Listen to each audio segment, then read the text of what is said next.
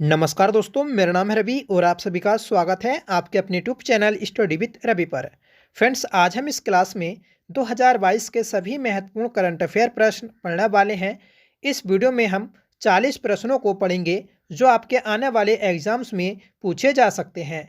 इस क्लास के अलावा हम 2 क्लास और पढ़ेंगे जिससे आपका 2022 का सारा महत्वपूर्ण करंट अफेयर्स कवर हो जाए।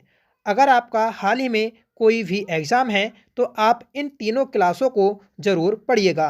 तो चलिएगा स्टार्ट करते हैं दोस्तों आज की अपनी इस क्लास को। और पहला प्रश्न रहेगा कि देश में पहली बार किस राज्य की सरकार द्वारा विधानसभा सत्र में महिलाओं के लिए एक दिन आरक्षित किया गया। राइट आंसर रहेगा ऑप्शन बी, उत्तर प्रदेश। उत्तर प्रदेश सरकार के द्वारा दोस्तों विधानसभा सत्र में महिला विधायकों के लिए एक दिन आरक्षित किया गया है और ऐसा करने वाला उत्तर प्रदेश देश का पहला राज्य है। अगला प्रश्न है दोस्तों कि हड़प्पा संस्कृति का दुनिया का सबसे बड़ा संग्रहालय कहाँ बनाया जा रहा है। तो यह संग्रहालय दोस्तों राखीगढ़ हरियाणा में बनाया जा रहा है। राइट आंसर रहेगा option A. Friends, Rakhigarh, Lothal, Kalibanga और हड़प्पा यह चारों स्थल दोस्तों हड़प्पा संस्कृति से ही संबंधित हैं। राखीगढ़ आपका यह हरियाणा में स्थित है, लोथल गुजरात में, कालीबंगा यह दोस्तों राजस्थान में स्थित है और हड़प्पा यह दोस्तों पाकिस्तान में स्थित है। अगला प्रश्न है, बताइएगा कि भारत में सबसे बड़ा समुद्री संग्रहालय कहाँ बनाया गया है। तो यह संग्रहालय दोस्तों लोथल गुजरात में बनाया गया है। राइट आंसर रहेगा ऑप्शन सी। आपको याद रखना है कि भारत में सबसे बड़ा समुद्री संग्रहालय लोथल गुजरात में बनाया जा रहा है। चौथा प्रश्न है कि हाल ही में भारत के 3 शहरों को UNESCO global network of learning cities में शामिल किया गया है, कौन सा एक इनमें शामिल नहीं है।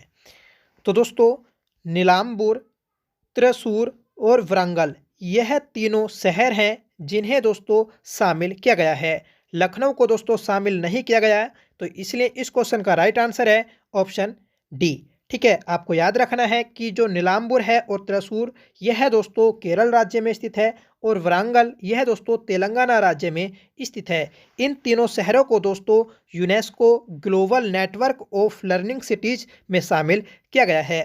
आपसे पूछा जाएगा कि यूनेस्को में भारत की कितनी साइट्स या स्थल शामिल हैं, तो वर्तमान में दोस्तों 40 स्थल शामिल हैं और इनमें जो नवीनतम स्थल है तो वह दोस्तों धोलावीरा है। अगला प्रश्न है कि किस वर्ष को अंतर्राष्ट्रीय मोटे अनाज वर्ष के रूप में मनाया जाएगा। तो दोस्तों 2023 को अंतर्राष्ट्रीय मोटे अनाज वर्ष के रूप में मनाया जाएगा। इससे दोस्तों जो मोटे अनाज होते हैं तो उन्हें दोस्तों बढ़ावा दिया जाएगा और जो मोटे अनाज होते हैं तो उनमें दोस्तों ज्वार, रागी, ठीक है, ये सब आते हैं। अगला प्रश्न है कि 5 सितंबर 2022 को प्रधानमंत्री नरेंद्र मोदी ने पीएम श्री योजना की घोषणा की है, यह किससे संबंधित है। तो फ्रेंड्स जो पीएम श्री योजना है तो इसमें जो श्री की फुल फॉर्म है तो वह दोस्तों स्कूल ऑफ राइजिंग इंडिया, तो यह दोस्तों स्कूल से संबंधित योजना है। ठीक है, कभी कभी दोस्तों आपसे एग्जाम में फुल फॉर्म भी पूछी जाती है, तो आपको याद रखनी है कि पीएम श्री योजना की जो फुल फॉर्म है तो वह दोस्तों स्कूल ऑफ राइजिंग इंडिया है। ठीक है, और 5 सितंबर को दोस्तों शिक्षक दिवस मनाया जाता है, ये भी आपको याद रखना है। अगला प्रश्न है कि हाल ही में कौन सा देश ब्रिटेन को पछाड़कर दुनिया की 5वीं सबसे बड़ी अर्थव्यवस्था बन गया है। तो दोस्तों भारत ने ब्रिटेन को पीछे छोड़कर दुनिया की 5वीं सबसे बड़ी अर्थव्यवस्था के रूप में स्थान हासिल किया है। ठीक है, तो राइट आंसर है ऑप्शन ए। अगला प्रश्न है कि 24 अगस्त 2022 को हिंदी भाषा में साहित्य अकादमी युवा पुरस्कार 2022 किसे दिया गया। तो फ्रेंड्स साहित्य अकादमी युवा पुरस्कार 2022 दिया गया है भगवंत अनमोल को। भगवंत अनमोल को दोस्तों साहित्य अकादमी युवा पुरस्कार 2022 से नवाजा गया है और यह दोस्तों हिंदी भाषा में दिया गया है। यह दोस्तों साहित्य अकेडमी युवा पुरस्कार तो ये भगवंत अनमोल को दिया गया है, जबकि साहित्य अकेडमी पुरस्कार 2022 बद्री नारायण को दिया गया है तुमड़ी के शब्द रचना के लिए। ठीक है, तो महत्वपूर्ण प्रश्न है, ये भी आपको याद रखना है कि साहित्य अकेडमी पुरस्कार 2022 किसे दिया गया, तो बद्री नारायण को दिया गया है तुमड़ी के शब्द रचना के लिए, जबकि साहित्य अकेडमी युवा पुरस्कार 2022 दिया गया है भगवंत अनमोल को। ठीक है, दोनों में डिफरेंस है। अगला प्रश्न है कि चर्चा में रहा ओटियस थर्ड किस देश का क्रू मून लैंडिंग मिशन है, तो यह मिशन दोस्तों अमेरिका देश का है जो नासा के द्वारा भेजा गया है। तो आपको याद रखना है कि ओटियस थर्ड क्या है, तो यह दोस्तों क्रू मून लैंडिंग मिशन है जो अमेरिका के द्वारा किया गया है। अगला प्रश्न है कि 17वां प्रवासी भारतीय दिवस 2023 कहाँ आयोजित किया गया, तो दोस्तों 17वां प्रवासी भारतीय दिवस 2023 इंदौर मध्य प्रदेश में आयोजित किया गया है। फ्रेंड्स, जो प्रवासी भारतीय दिवस मनाया जाता है प्रत्येक वर्ष, तो यह 9 जनवरी को मनाया जाता है, क्योंकि फ्रेंड्स 9 जनवरी 1915 में गांधी जी साउथ अफ्रीका से भारत वापस लौटे थे। इसी कारण 9 जनवरी को प्रत्येक वर्ष प्रवासी भारतीय दिवस मनाया जाता है। अगला प्रश्न है कि 2022 में भारत में रामसर स्थलों की सूची में 11 और आर्द्र भूमि शामिल की हैं। अब देश में कुल रामसर स्थल हैं, तो दोस्तों 2022 में 11 और आर्द्र भूमियों को शामिल किया गया है। तो फ्रेंड्स, इन्हें शामिल करने के बाद भारत में कुल 75 रामसर स्थल हो गए हैं। तो राइट आंसर है ऑप्शन बी। ठीक है, आपको याद रखना है कि आर्द्र भूमि संरक्षण दिवस जो मनाया जाता है तो वह 2 फरवरी को प्रत्येक वर्ष मनाया जाता है। अगला प्रश्न है कि अगस्त 2022 को किस नदी पर दुनिया के सबसे ऊंचे पुल के गोल्डन जॉइंट का उद्घाटन किया गया है, तो यह दोस्तों चिनाब नदी जम्मू कश्मीर में किया गया है। जो फ्रेंड्स गोल्डन जॉइंट जो होता है, तो यह दोस्तों जैसे ये आपका पुल है तो इसमें इस प्रकार का जो कर्व बनता है तो इसे ही दोस्तों गोल्डन जॉइंट बोलते हैं। ठीक है, तो ऐसा करने वाला जो पहला पुल बनाया गया है दुनिया का सबसे ऊंचा, तो यह चिनाब नदी पर जम्मू कश्मीर में बनाया गया है। अगला प्रश्न है कि हाल ही में किस देश में दुनिया का पहला कृत्रिम भ्रूण विकसित किया गया है, तो यह दोस्तों आपका इजराइल में विकसित किया गया है। राइट आंसर रहेगा ऑप्शन ए। 14वां प्रश्न है कि 2022 में किसे वैज्ञानिक व औद्योगिक अनुसंधान परिषद CSIR की पहली महिला निदेशक नियुक्त किया गया है, तो यह दोस्तों नल्ला थम्बी क्लाइसेल्वी को नियुक्त किया गया है। आपको याद रखना है कि नल्ला थम्बी क्लाइसेल्वी यह पहली महिला निदेशक हैं जो वैज्ञानिक व औद्योगिक अनुसंधान परिषद की महानिदेशक नियुक्त की गई हैं। अगला प्रश्न है कि 30 जुलाई 2022 को कॉमनवेल्थ गेम्स 2022 में मीराबाई चानू ने किस भार वर्ग में स्वर्ण पदक जीता है, तो फ्रेंड्स जो मीराबाई चानू हैं इनका संबंध वेट लिफ्टिंग से है। इन्होंने दोस्तों 49 किलोग्राम वर्ग में स्वर्ण पदक जीता है। और फ्रेंड्स कॉमनवेल्थ गेम्स 2022 में यह बर्मिंघम में आयोजित किए गए थे और जो अगले आयोजित किए जाएंगे तो वह दोस्तों ऑस्ट्रेलिया में आयोजित किए जाएंगे, ये भी आपको याद रखना है। ठीक है, जो फ्रेंड्स 2022 में आयोजित किए गए थे तो यह 22वें क्रम के कॉमनवेल्थ गेम थे। ठीक है, और जो 23वें जो होने वाले हैं तो वह आपके ऑस्ट्रेलिया में आयोजित किए जाएंगे। ठीक है, तो आपको ये क्रम भी याद रखना है, क्रम से भी प्रश्न बनता है। अगला प्रश्न है कि हाल ही में वायुसेना में किस नाम के पहले स्वदेशी विकसित हल्के लड़ाकू हेलीकॉप्टर को शामिल किया गया है, तो यह दोस्तों प्रचंड नाम के पहले स्वदेशी विकसित हल्के लड़ाकू हेलीकॉप्टर को शामिल किया गया है। तो आपको याद रखना है कि प्रचंड जो है तो यह दोस्तों हल्का लड़ाकू हेलीकॉप्टर है। अगला प्रश्न है कि हाल ही में किस राज्य में भारत का पहला अमृत सरोवर बनकर तैयार हुआ है, तो भारत का पहला अमृत सरोवर यह उत्तर प्रदेश के रामपुर जिले में बनाया गया है। अगला प्रश्न है कि भारत में मोबाइल नेटवर्क की 5G सेवा की शुरुआत कब से हुई है, तो फ्रेंड्स जो 5G सेवा की शुरुआत की गई है तो यह 1 अक्टूबर 2022 से की गई है। राइट आंसर रहेगा ऑप्शन सी।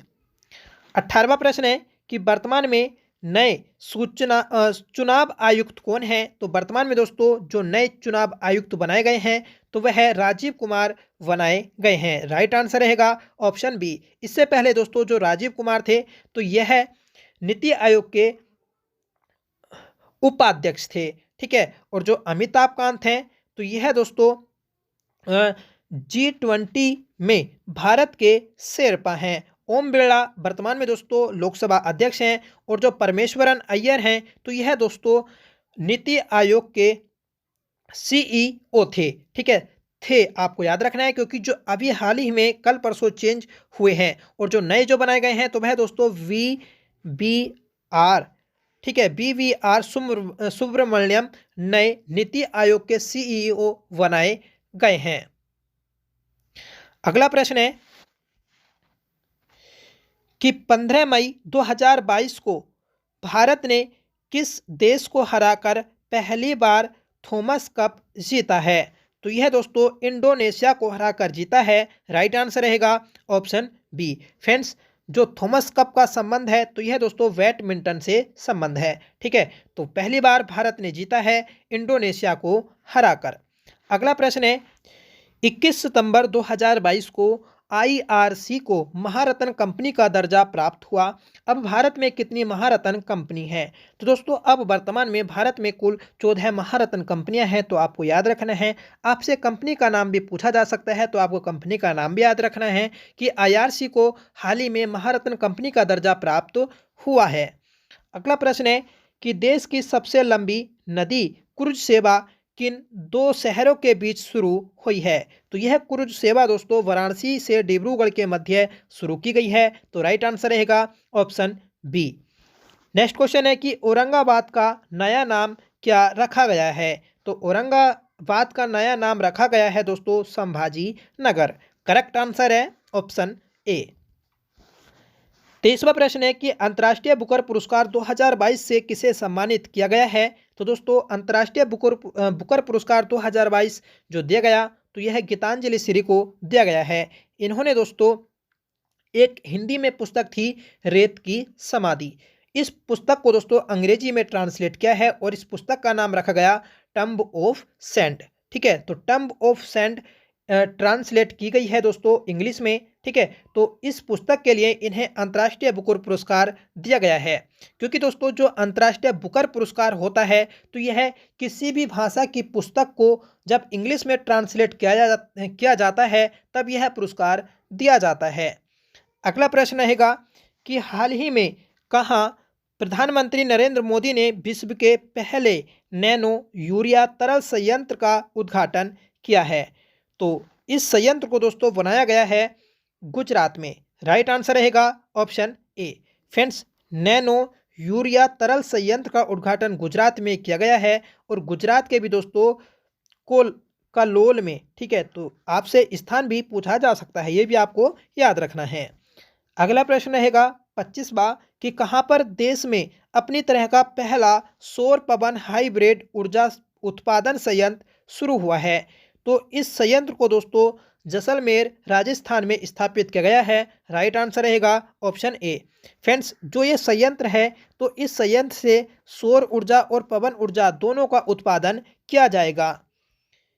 अगला प्रश्न है कि 8 सितंबर 2022 को प्रधानमंत्री नरेंद्र मोदी ने नेताजी सुभाष चंद्र बोस की प्रतिमा का अनावरण कहाँ किया? तो फ्रेंड्स नेताजी सुभाष चंद्र बोस की प्रतिमा का अनावरण किया गया है इंडिया गेट पर। राइट आंसर रहेगा ऑप्शन ए। फ्रेंड्स इनकी जयंती मनाई जाती है 23 जनवरी को और 23 जनवरी को ही प्रत्येक वर्ष दोस्तों पराक्रम दिवस मनाया जाता है, ये भी आपको याद रखना है। 27वां प्रश्न है कि नवंबर 2022 में कौन सा देश चंद्रमा पर अपना पहला रोवर राशिद भेजा? ठीक है, तो फ्रेंड्स जो एक रोवर है राशिद तो यह दोस्तों संयुक्त अरब अमीरात के द्वारा भेजा गया है। आपको याद रखना है कि चंद्रमा पर जाने वाला पहला रोवर है दोस्तों संयुक्त अरब अमीरात का राशिद। ठीक है, यह आपको याद रखना है। अगला प्रश्न है कि भारत का पहला डार्क स्काई रिजर्व कहाँ स्थापित किया गया है? तो यह दोस्तों लद्दाख में स्थापित किया गया। राइट आंसर रहेगा ऑप्शन ए। 29वां प्रश्न है कि 17 सितंबर 2022 को नाम्बिया से लाए गए 8 चीतों को किस राष्ट्रीय उद्यान में छोड़ा गया? तो दोस्तों मध्य प्रदेश का कूनो राष्ट्रीय उद्यान, इसमें इन 8 चीतों को छोड़ा गया है। इन 8 चीतों में से दोस्तों कुछ फीमेल चीते भी हैं, जिनमें से एक का नाम दोस्तों आशा रखा गया है। ठीक है, नेक्स्ट क्वेश्चन रहेगा कि डीआरडीओ के नए अध्यक्ष कौन हैं? तो डीआरडीओ के नए अध्यक्ष दोस्तों समीर कामत। समीर कामत डीआरडीओ के नए अध्यक्ष हैं। और डीआरडीओ की बात करें तो इसकी स्थापना दोस्तों 1958 में की गई थी। किसे संयुक्त राष्ट्र यूएन में भारत का अगला राजदूत स्थायी प्रतिनिधि नियुक्त किया? तो फ्रेंड्स रुचिरा काम्बोज को संयुक्त राष्ट्र में भारत का अगला स्थायी राजदूत प्रतिनिधि नियुक्त किया गया है। 2 सितंबर 2022 को प्रधानमंत्री नरेंद्र मोदी ने कहाँ भारतीय नौसेना के नए ध्वज का अनावरण किया? तो फ्रेंड्स इस ध्वज का अनावरण किया गया है कोच्चि, केरल में। ठीक है, तो याद रखना है कि जो फ्रेंड्स नौसेना का पुराना झंडा था, उस झंडे की जगह दोस्तों एक नया झंडा लाया गया है। ठीक है, जिसका अनावरण दोस्तों कोच्चि, केरल में किया गया है। अगला प्रश्न है कि 6 अगस्त 2022 को कौन भारत के 14वें उपराष्ट्रपति चुने गए? आपको इनका क्रम भी याद रखना है कि यह 14वें उपराष्ट्रपति हैं। ठीक है, तो 14वें उपराष्ट्रपति के रूप में दोस्तों जगदीप धनखड़ को नियुक्त किया गया है। ठीक है, और इन्होंने दोस्तों हराया है मार्गरेट अल्बा को। और ये प्रश्न आपके उत्तराखंड के एग्जाम में पूछा गया है कि जगदीप धनखड़ ने किसे हराकर उपराष्ट्रपति का चुनाव जीता है? तो मार्गरेट अल्बा को हराकर जीता है। अगला प्रश्न है कि सितंबर अक्टूबर 2022 में 36वें राष्ट्रीय खेल कहाँ आयोजित किए गए? तो 36वें राष्ट्रीय खेल जो आयोजित किए गए तो यह दोस्तों गुजरात में आयोजित किए गए हैं। ठीक है, और जो अगले होने वाले हैं 37वें, तो यह दोस्तों गोवा में आयोजित किए जाएंगे। ठीक है, पटवारी लेखपाल के एग्जाम में पूछा गया था कि 26वें राष्ट्रीय युवा खेल कहाँ आयोजित किए गए? तो 26वें राष्ट्रीय युवा खेल दोस्तों यह हुबली, कर्नाटक में आयोजित किए गए थे। यह भी आपको याद रखना है। 35वां प्रश्न है कि 12 जुलाई 2022 को कौन सा राज्य प्राथमिक स्तर पर नई शिक्षा नीति लागू करने वाला देश का पहला राज्य बना? तो दोस्तों प्राथमिक स्तर पर नई शिक्षा नीति लागू करने वाला देश का पहला राज्य उत्तराखंड बन गया है, जिसने 12 जुलाई 2022 को इस नई शिक्षा नीति को लागू किया है। ठीक है, आपसे पूछा जाएगा इस नई शिक्षा नीति को किस समिति की सिफारिश पर लागू किया गया? तो दोस्तों कस्तूरी रंगन समिति की सिफारिश पर इसे लागू किया गया है। और दोस्तों नई शिक्षा नीति 34 वर्ष बाद लागू की गई है। ठीक है, इससे पहले जो शिक्षा नीति थी तो वह दोस्तों 1986 की शिक्षा नीति थी। अगला प्रश्न है कि निम्न में से भारत का पहला कार्बन न्यूट्रल हवाई अड्डा कौन सा है? तो दोस्तों पहला कार्बन न्यूट्रल एयरपोर्ट जो है तो वह दोस्तों लेह एयरपोर्ट है, जो कि दोस्तों लद्दाख में स्थित है। नेक्स्ट क्वेश्चन है कि यूरो को मुद्रा के रूप में अपनाने वाला 20वां देश कौन सा है? तो दोस्तों यूरो मुद्रा को अपनाने वाला 20वां देश है क्रोएशिया। इससे पहले दोस्तों 19 देशों ने यूरो मुद्रा को अपनाया था। ठीक है, अपनाया था। आपसे पूछा जाएगा कि ये जो दोस्तों यूरो मुद्रा है, ठीक है, जो यूरोपीय संघ है, तो यूरोपीय संघ में दोस्तों कुल 27 सदस्य शामिल हैं। तो ये भी आपको याद रखना है। नेक्स्ट क्वेश्चन है 21 जुलाई 2022 को कौन भारत के 15वें राष्ट्रपति के रूप में चुने गए? तो दोस्तों द्रौपदी मुर्मू को 15वें राष्ट्रपति के रूप में चुना गया है। ठीक है, देखिए सबसे महत्वपूर्ण जो है आपको उनका क्रम भी याद रखना है, क्योंकि एग्जाम में क्रम भी पूछा जाता है कि वर्तमान में जो द्रौपदी मुर्मू हैं राष्ट्रपति, तो यह किस क्रम के राष्ट्रपति हैं? इस प्रकार से भी क्वेश्चन बन सकता है। तो आपको याद रखना है कि 15वें राष्ट्रपति हैं जिन्होंने दोस्तों यशवंत सिंह सिन्हा को हराया था। ठीक है, तो ये भी आपको याद रखना है। अगला प्रश्न है कि हाल ही में किसने ई अमृत मोबाइल ऐप लॉन्च किया? तो दोस्तों ई अमृत मोबाइल ऐप जो लॉन्च किया गया तो यह दोस्तों नीति आयोग के द्वारा लॉन्च किया गया और नीति आयोग की जो स्थापना की गई थी तो यह 1 जनवरी 2015 में की गई थी, जिसके पहले अध्यक्ष दोस्तों नरेंद्र मोदी थे और उपाध्यक्ष की बात करें तो राजीव कुमार, और राजीव कुमार वर्तमान में इलेक्शन कमीशन है। अगला प्रश्न है और इस वीडियो का लास्ट क्वेश्चन रहेगा कि हाल ही में सियाचिन में किस महिला अधिकारी को नियुक्त किया गया? तो दोस्तों शिवा चौहान को नियुक्त किया गया है। तो ये थे दोस्तों आज के हमारे 40 महत्वपूर्ण प्रश्न जो सभी सेलेक्टेड प्रश्न थे। ठीक है, ये प्रश्न दोस्तों आपके एग्जाम में सीधे पूछे जाने हैं। आपका होमवर्क है दोस्तों कि बंगाल विभाजन किस वर्ष हुआ था। इसका आंसर आपको कमेंट करके बताना है कि बंगाल विभाजन किस वर्ष हुआ था। 1902, 1903, 1905, 1910।